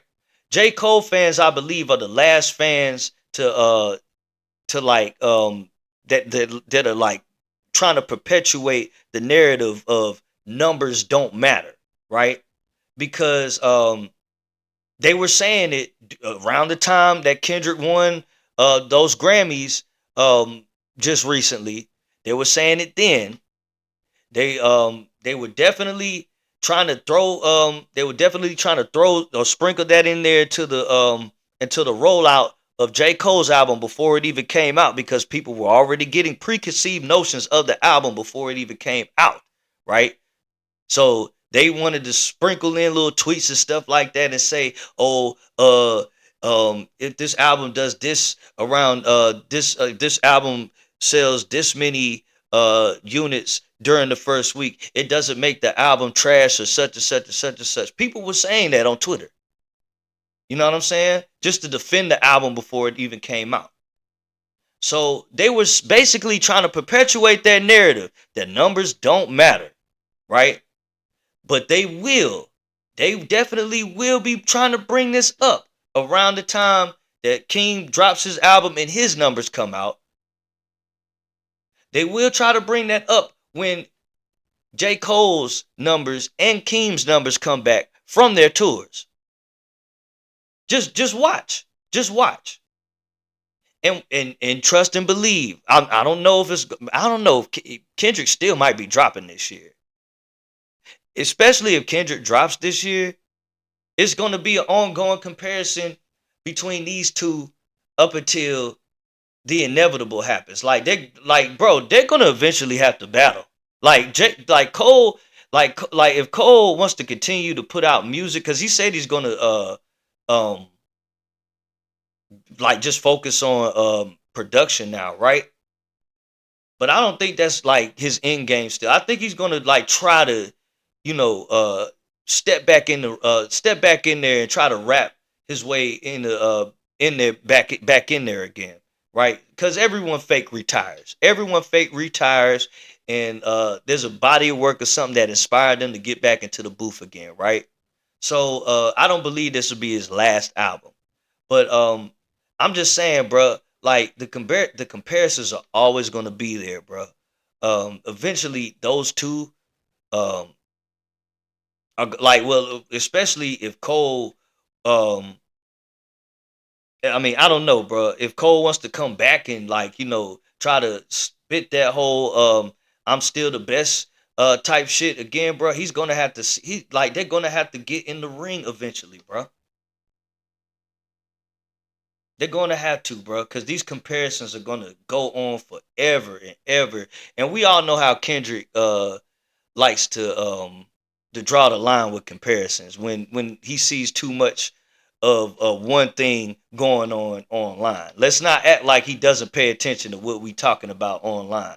Whether it's Twitter, Instagram, YouTube, he's out there like really paying attention to what everyone's saying. So, I mean, who knows, bro? Who knows, bro? I would just like for them to like, even though Cole apologized and whatnot, I think the only way that the comparisons will have to die out is if they like, just went ahead, just mano y mano, just got back up in there, bro. Just for the last time, bro. Just for the last time. You know what I'm saying? I'm not saying that it will happen, but the possibility of it, just the idea of it, it's kind of cool. You know what I'm saying? It's kind of cool. Even though a lot of people have already written off J. Cole as being like, not the better artist than Kendrick. You feel me? Um, I mean, a lot of people have written that and etched that in history. There are some people that are still out there, like deliberately and desperately still trying to rewrite history for both Cole and Drake at the same time, bro. You know what I'm saying? Um, so who knows, bro? Who knows? It would be interesting to see them two get back up in there. I'll always say that. Y'all could feel differently and say that was the all and be all, but yeah, I would just like for Kendrick to get his lick back on Cole for 7 minute drill. Even though people thought 7 minute drill might have been a little weak, I mean, I still think it still warrants a response. I don't think he should have ever got away with trying to shit on Kendrick's catalog like that. Like, come on, gang. Come on. But that's just me though. You feel me? But yeah, man. So um yeah, just back to what I was talking about before though, man. The tours, the two tours, the comparisons, all this other stuff like that, bro. All in all, I mean, we are getting some great lure storylines behind all this stuff. We are also getting, even though Cole's album, like I said, I wasn't too much of a big fan of it. You feel me? There are a couple of songs on there that I fuck with. E- Even though Cole's album, I said what it was. I mean, we're still getting good music, guys. We're still getting the we're still getting like I don't know, bro. Like I still feel like hip hop, like even though people are seeing that we're not seeing like the numbers that we used to and all this other stuff like that, man. Like when stuff like this happens, hip hop is very much alive. The competition. We're starting to see the competition in hip hop again. Even in fan bases. I love it. I love it. We're starting to see the competition back in hip hop again. You know what I'm saying? Let's keep it going, bro. Let's keep it going. And I mean, it's only gonna make for good music and hungrier artists and better art. and more art. You know what I'm saying? Oh man. Oh man, bro. But let me see, bro. I've been yapping for almost 2 hours about this. Let's see if there's anything else that dropped. Has anything else dropped around this rollout? Anything from Keem, J. Cole, or anyone while I've been talking chat? Um, cause I have been yapping about this for a little minute. But I mean, it's just so much to discuss and cover. It's so many layers to peel back with all this. You know what I'm saying? Um, it's so many layers to peel back, and we still gotta like. I mean, we still probably got another drop from Keem. Uh, that's coming out this week. Not just the album, but the episodes that he's dropping for this casino documentary. I don't think this is his last episode right here. Um and he already announced that he's doing the album listening on his YouTube channel. Baby King will be doing an album listening on his YouTube channel this Thursday at 8 p.m. Pacific time. So I might react to that on YouTube. I might not react to that on you. I probably shouldn't because I don't want to get copywritten. I probably will do that on Twitch exclusively and do a live reaction on Twitch for the album listening because I can't wait for the album to drop, man. I really can't wait for the album to drop. Once again, Baby King will be having a listening for his album, The Casino. Not The Casino, for his album, Casino. He'll be having a listening on his YouTube channel this Thursday at 8 p.m. Pacific time. All right. And I'm really excited about that. I don't think it's anything else. Okay. People are debating his sales predictions for the album. I mean, already, see, this is what I'm saying. Baby Keem's already getting sales predictions from this album, and it hasn't even dropped yet. Like, bro, what is this, bro? And I don't know. I don't see anybody saying anything about like his projected sales. I don't think it should be like anyone trying to like predict the sales not at least right now, bro. You can't even tell. Like from the music that we heard though on episode 2 today, you could tell though that the album it's got cause we got like 3 or 4 different sounds from what the album could sound like already from these past 2 episodes. He had like 2 song snippets on this last episode. Both of them sound completely different from each other.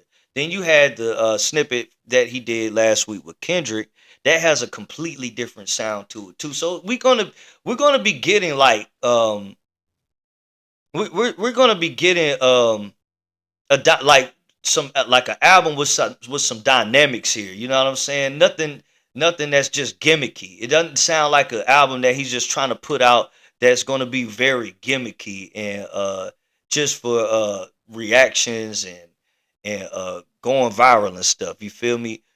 This feels very different. This feels very different.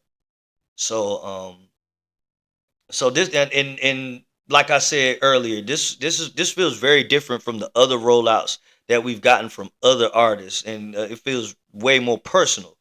So which puts an extra layer on what this album could be whenever we hear it, cause we've never gotten this side of Baby King before.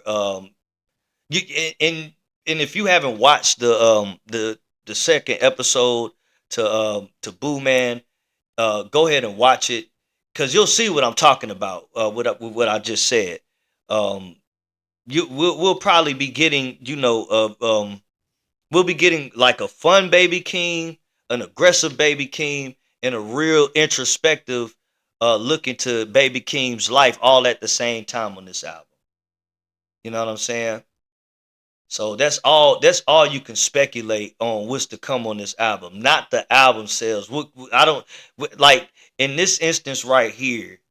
Um, See, I'm one of the ones where it's like, to me, the numbers don't even matter to me, right? But when people want to like when people want to do comparisons and stuff like that, like you have no choice but to bring in the numbers. You feel me? So we'll see what the conversations are like by this time, not next week. Cause when do the numbers usually come out? Yeah, around Monday, Tuesday is when oh no, I think it's like a week. I think it's about, yeah, you get like the first week, right? You get like the first week sales, and then so about 2 Mondays from now. So about 2 Mondays from now, we'll revisit this conversation and see what the topics and what everyone's talking about then, right? Because then, like I said, we'll be getting fans coming out the woodworks wanting to talk about numbers again. So we'll see what the conversations are like 2 weeks from now about both artists, about both albums, and both rollouts. Okay, so yeah, so man, um, I don't know what else I could cover on this topic here.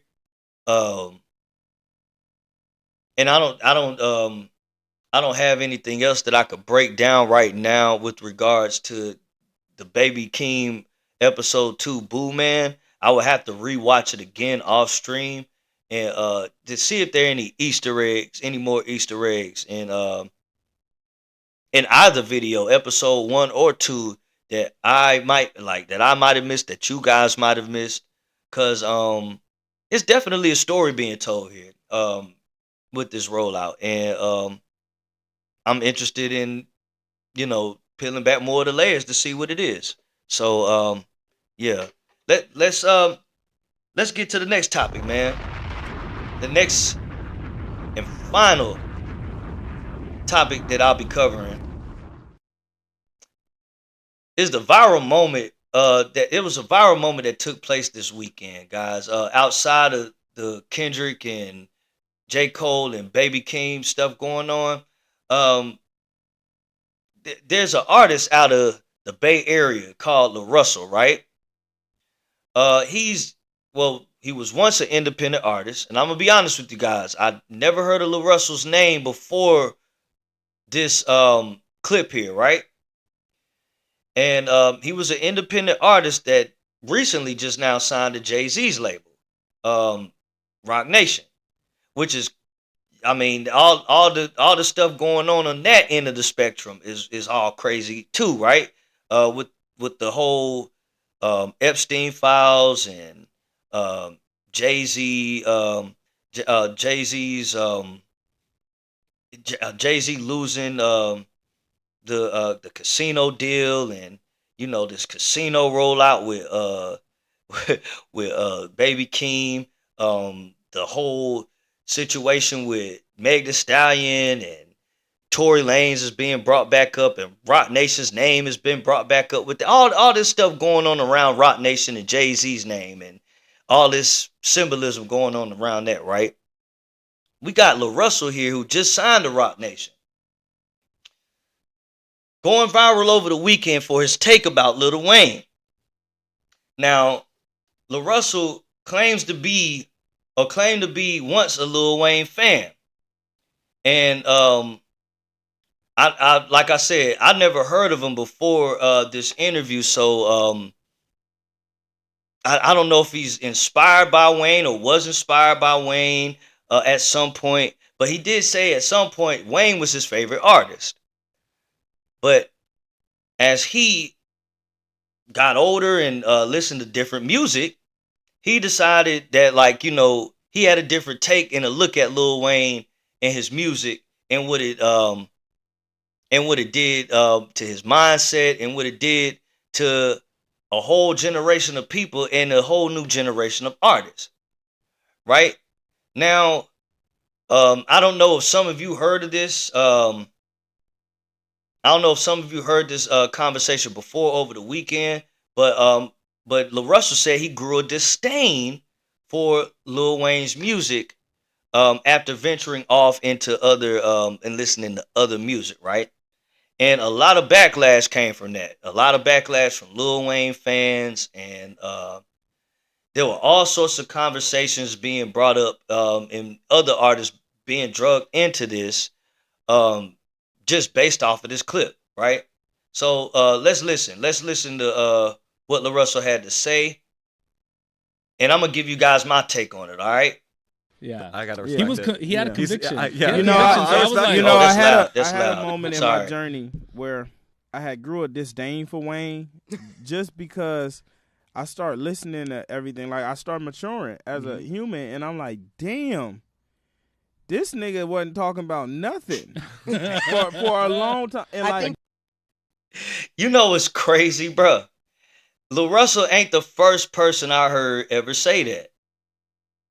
Which is which is surprising to me, the backlash that he's gotten over the weekend about it, because I mean, the most backlash he's been getting about it is over Twitter, cause he even said it himself. A lot of the platforms that did cover this conversation, a lot of them tweeted out this very clip right here, all at the same time, all with the same kind of narrative built around this, the backlash about this, right? Which Larussell calls it a seeding from the media, right? To make people react to it, and to engagement farm the clip, right? To build, like, you know what I'm saying, just to stir up engagement. And that's what I'm saying. I don't see what the big fuss was about, because there was people saying this. This very thing that Larussell was saying, people were saying this in Twitter spaces around the time, during the aftermath of the Kendrick and Drake beef. How so? Because around the time when Kendrick, and I hate to bring Kendrick in this, but it's all woven in all together with this, guys. But around the time Kendrick announced that he was performing at the Super Bowl, that was around the time Wayne fans was all coming out the woodworks like, well, why is he performing at the Super Bowl in Wayne's hometown? And why didn't Jay-Z pick Wayne to perform at the Super Bowl? This is when these conversations took place, was around that time. You started hearing topics like, oh, well, once I grew up, I started to grow out of Lil Wayne's music. You were hearing conversations like that last year, 2 years ago, a little bit around the time Kendrick announced that he would be performing at the Super Bowl.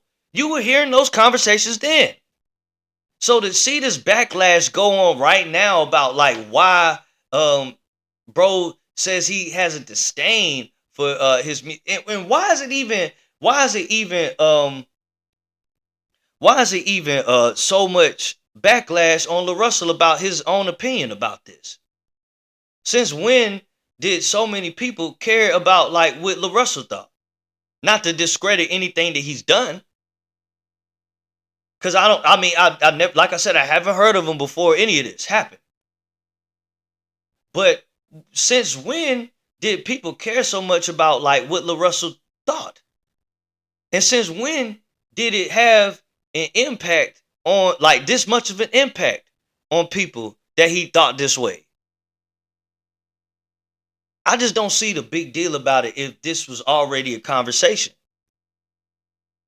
You see what I'm saying? But let's continue. Get you. I thought about that. You know, like as someone who like grew up in these communities, right, and grew up with homies who I seen want to be bloods because they following Wayne and want to be gangster and want to shoot all the gun bar and shit. Right. Like I've seen the negative that he contributed to the community, and I had to look like, man, what are the songs where he really talked about something and gave? And out of 1,000-song catalog, you know, it's minute on this end. It's like Georgia Bush. And that do bother me. Man, Tie My Hands. That's what I was going to say, Tie My Hands. And see, like Wayne has like a few timeless tracks that you could name, right? But Wayne also has like his catalog is more filled with like, you know, the like bro was saying, like a lot of his like catalog is more filled with the gun bars, the drug bars, and the like the negative the negative innuendos and the negative and the stereotypical negative stereotypes that we already have on us as a community, right? He has a lot more of bragging about that in his music than he does like have like, you know, the Miss Officers and the Georgia Bushes and all this other stuff, right? And yes, Wayne did experiment to try to go into other pockets of music. But they weren't successful attempts. They weren't as successful as the stuff that made him successful, which was the material that Larussell is talking about right here. Those were the songs that were being played in clubs, in dorm rooms, in bumping in your speakers. It's like, you know, the like all of the Waynes, the Droughts, the dedication album, I mean the dedication mixtapes, I meant, like all of those all of those were like, you know, fire mixtapes by Wayne, but were infested with like, you know, degenerate lyrics, which like, you know, spawned it like, and I don't like sounding like this because I still listen to like, you know, stuff that people do consider degenerate now, but I'm just being honest here. I mean, Larussell, like, I don't really see what the problem is of what he's saying. It's like, yes, he did perpetuate a lot of the like he did perpetuate a lot of or did have a lot of bars that you would consider negative. Consider, I would say. I wouldn't say they are considered. But how am I say this? How am I say this? It's like Wayne's impact. Wayne's impact was like so big that he spawned a new generation of artists that like are perpetuating the same narrative that he perpetuated and had been doing that for years. So what Larussell is saying is like, okay, as I'm a youngin listening to Lil Wayne, I'm bobbing my head, I'm bumping it in my car, I'm bumping it at home, bumping it on my free time, whatever. But as I got older, as I listened to other pockets of music and grew an understanding for music, what he's saying is he grew a disdain for the message that he once loved from Wayne. He has every right to feel that way. Cause everyone, like, you know what I'm saying? Everyone has a growth period on when they don't listen to the music that they once used to listen to. Or they have a different perspective of an artist that they once liked. It's like I had a different perspective as I got older on Eminem in his legacy in hip hop. I had a different perspective on him as I got older than I did when I was younger. I didn't grow a disdain, as Larussell would say here, but I had a difference in opinion, and we all can have that as life goes on, especially when it comes to music. So, I mean, and like I was saying, we were already having this conversation before this clip even went viral. People were already saying that they were growing out of Wayne's music before this. Because there were people saying that. There was people saying that around the time when people was trying to rally for Wayne performing at the Super Bowl a couple of years ago. The people that weren't behind that movement were saying that they grew out of Wayne's music as they got older. There were even some people going back to a Millie saying that, like, bro, how did we like this song? I'm not saying it was me, but I'm saying, like, y'all could go look it up. And some of y'all do know that these conversations were already going on. So hold on, let's see what else. Let's see what because I'm almost done with the video here with this clip. Let's see what the back end of what he said, what he was talking about. Right? The only one and that's the thing. It's like if I hug you once, but I slap the shit out you 1,000 times, you know, your affinity for me is going. You're probably gonna remember me for this. And a lot of people don't. You know, as I mature, a lot of my old favorite artists, I'm now like, damn. Yeah. Like, I love you because I learned how to rap to you, but when you look at the contribution, it's like, man. See, and that last part that he just said right there, of course, like, no one heard that because he wasn't just talking about Wayne, but since he named the name, he name dropped Wayne, that sent waves into the airwaves. So, I mean, and you got so many people that are defending Wayne once again, like they were with the Super Bowl, trying to, like, you know, pull out stuff from the woodworks, but they're kind of proving Larussell right with what he's talking about, because it's like, yeah, that stuff was hot, but I mean, if we want to look at it in Larussell's standpoint, it's like, yeah, that was hot, but that was hot to me back then. It's not necessarily that I fuck with it right now, though, bro. Got a different ear. And like, even with me not knowing who Larussell was, I did watch this clip, and it did make me go into, like, listening to some of the stuff that he does do. I did catch him freestyle. I did catch one of his freestyles after I watched this, and I'm like, okay, I see, like, Larussell, he's kind of in the he's in that lane of lyricists, and a lot of people will put him in that category of backpack rap. So it's like you wouldn't even expect someone of his caliber of artistry to, like, you know, because the content that he's putting out, it's not like, you know, he's not saying any gun bars and none of that. Like I said, people would consider Larussell a backpack rapper. So you could kind of see his take here.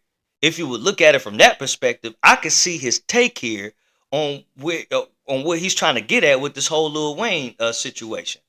You know what I'm saying? And he did drop a video justifying a little bit after this.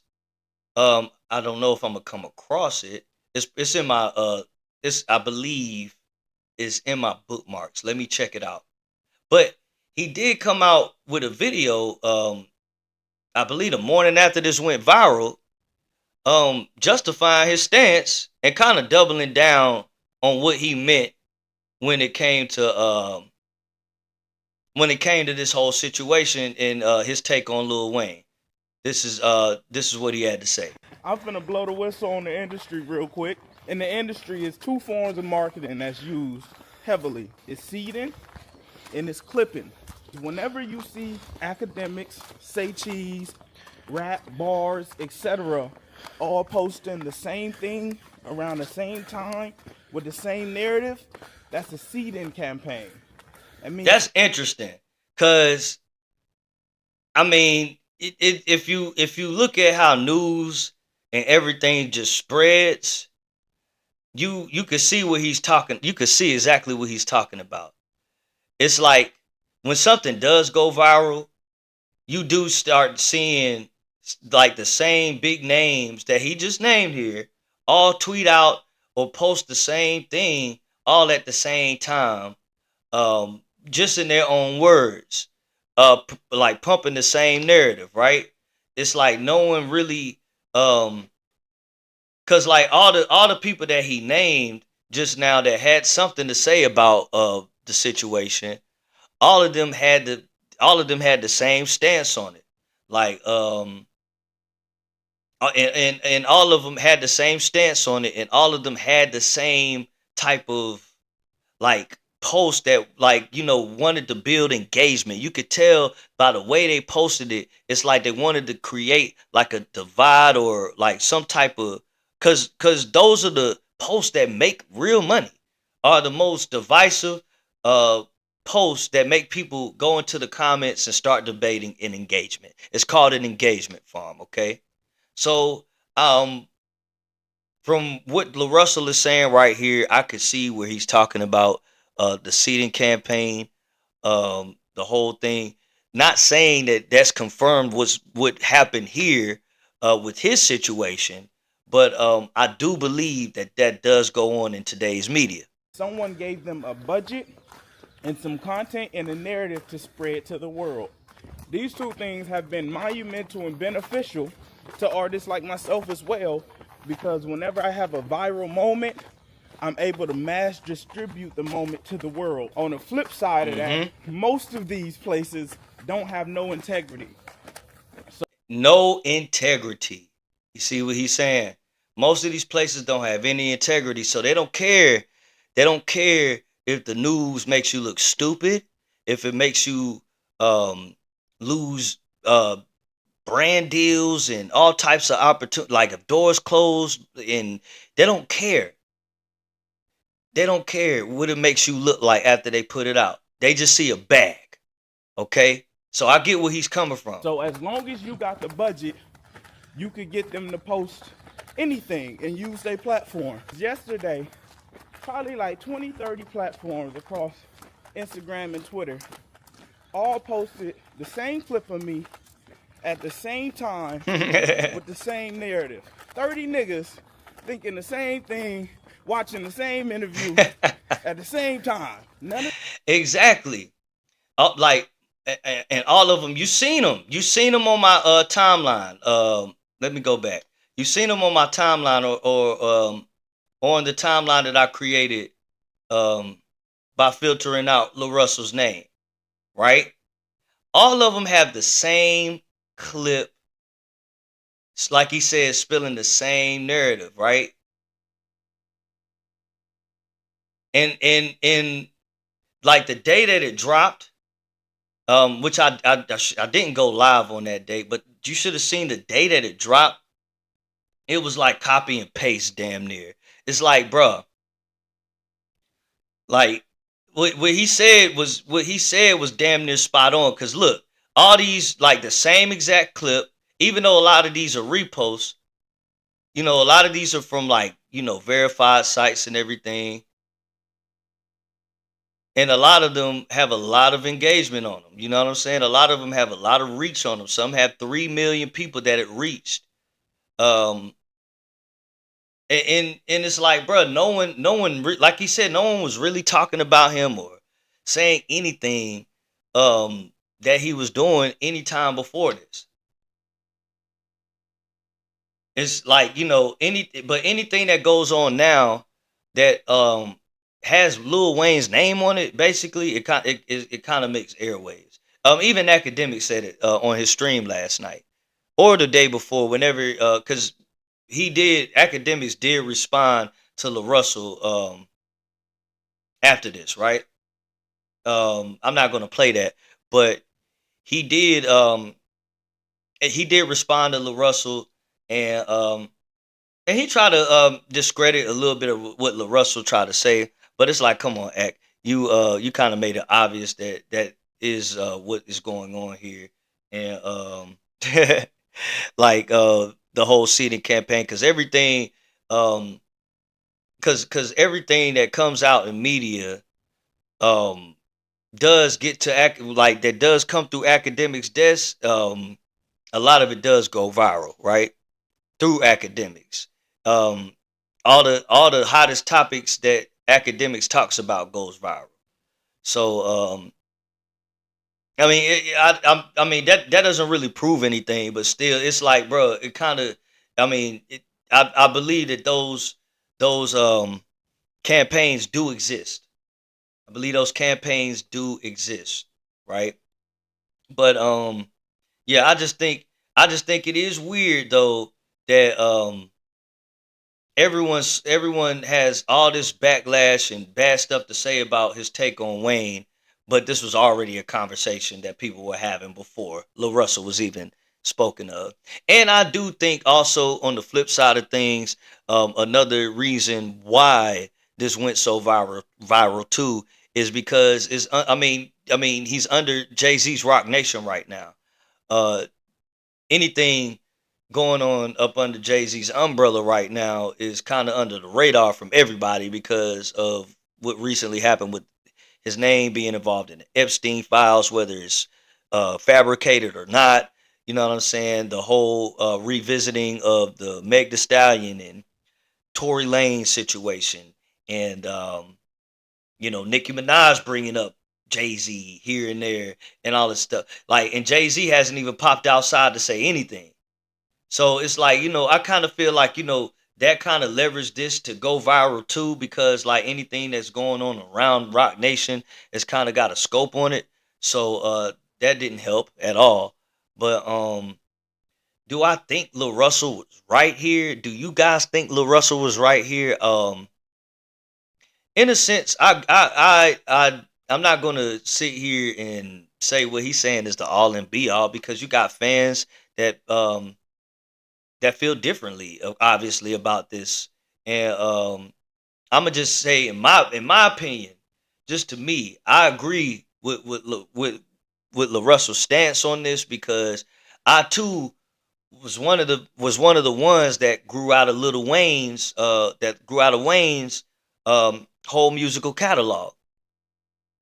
And it's some Wayne songs that I'll go back and listen to just for nostalgia, but it's like I can't go back to listen to a whole Wayne mixtape anymore. It's just not in me anymore.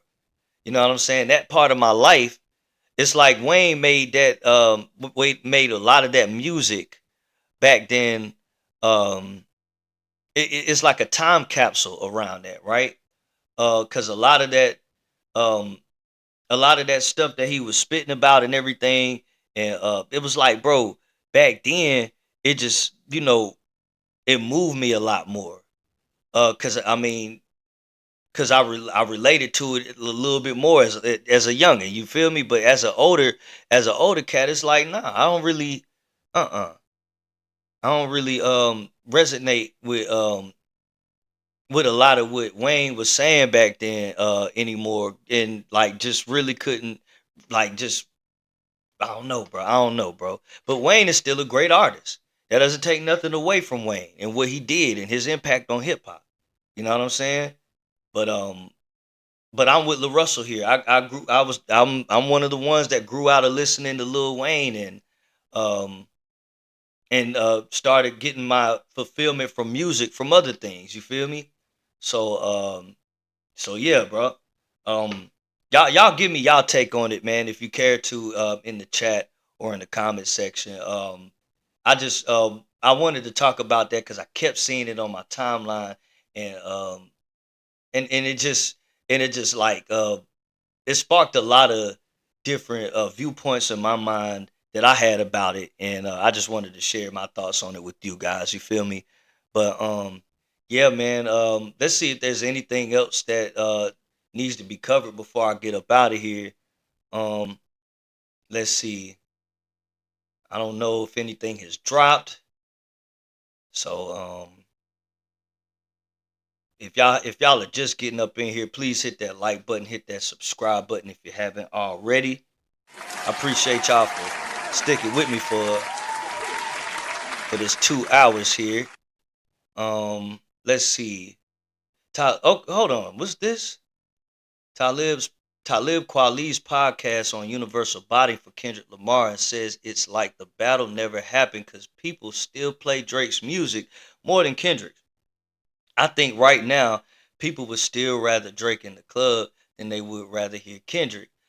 Bro, okay, let's finish. He said, I was just in Miami, and it was like this battle never happened. Dethroned, but still on the throne. Bro, okay, Talib.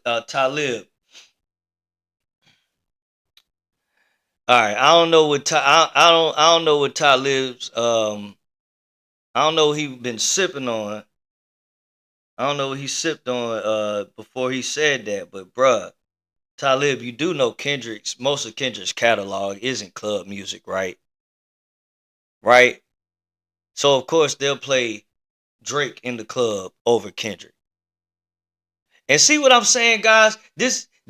People are still dragging the battle because it's still very much relevant. It was the most important battle in hip hop.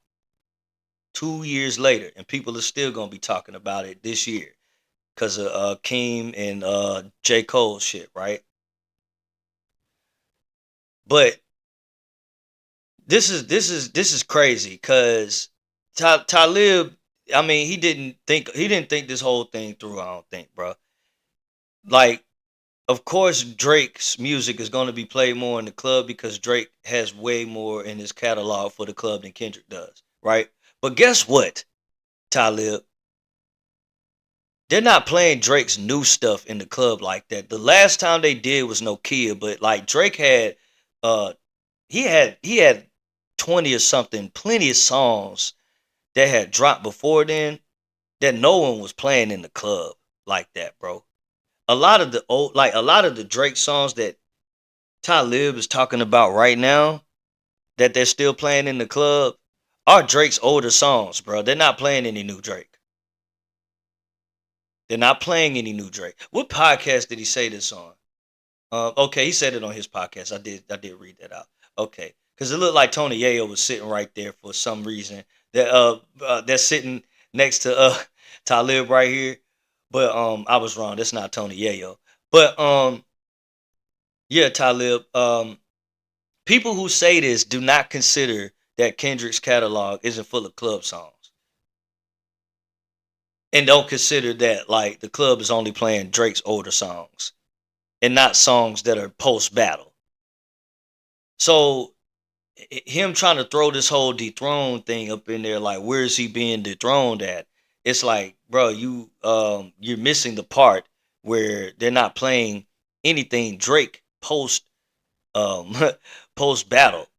Only thing they will consider playing is Nokia. And remember, if Nokia came out before the battle, or if the battle never happened, that would have went number one. And Drake is one number one hit away from him surpassing Michael Jackson. So, and I don't think the industry would never let that happen. I don't think the industry will ever let that happen. So I don't know. I don't know if Talib's take here on the whole people still rather play Kendrick. I mean, still rather play Drake than Kendrick. I don't think his whole take on that is completely accurate. I mean, of course they'll play Drake in the club over Kendrick because I mean Drake makes more club. He's made more club songs, way more club songs in this catalog than Kendrick has ever made. It's a no-brainer. It should be a no-brainer, right? But yeah, let's continue, bro. Let's see here.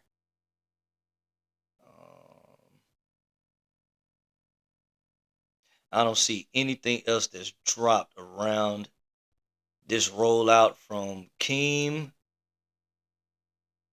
Nothing on Cole. What they say about my boy Dirk? Judge has ruled that most of Dirk's lyrics can be used against him. Oh wow, okay, that's another topic too, bro. I'll probably cover that on the side on another video. Probably not on the live stream, but I listen to Lil Durk's music. I listen to a lot of the new school. I ain't gonna call it new school, but a lot of the new era artists too right now. Right, I listen to everything. Right, so not just Kendrick, Cole, Keem, and I listen to everything. So I think I will be dropping. I'll be dropping more news style videos around other artists who are still, very much relevant in today's climate of hip hop, whether they're in jail, or just being released, dead or alive, bro. We'll be covering it. You know what I'm saying? But you guys, I'm gonna go ahead and wrap it right on up here, man. I appreciate all y'all for pulling up today. I know I was yapping. But I had to. It was a lot to bring up, gang. It was a lot to bring up, and I hope I held you guys' attention for this long. And I hope to see you guys on the next one. Once again, hit that like button, hit that subscribe button if you hadn't already. I will be dropping more videos throughout the week, especially since Keem is going to be dropping this week. I don't expect this to be his last drop. So whenever he does, I'll be on the lookout for it. I'm going to try to be the first one to it this time. I wasn't the first one to it today, man, because I had other stuff I was doing. And then I seen Keem dropped, and I was like, dang, man, I'm already 2 hours late. You know what I'm saying? But yeah, bro. Yeah, guys, once again, hit that like button, hit that share button as y'all getting up out of here. And hit that subscribe button if y'all hadn't already. I love y'all.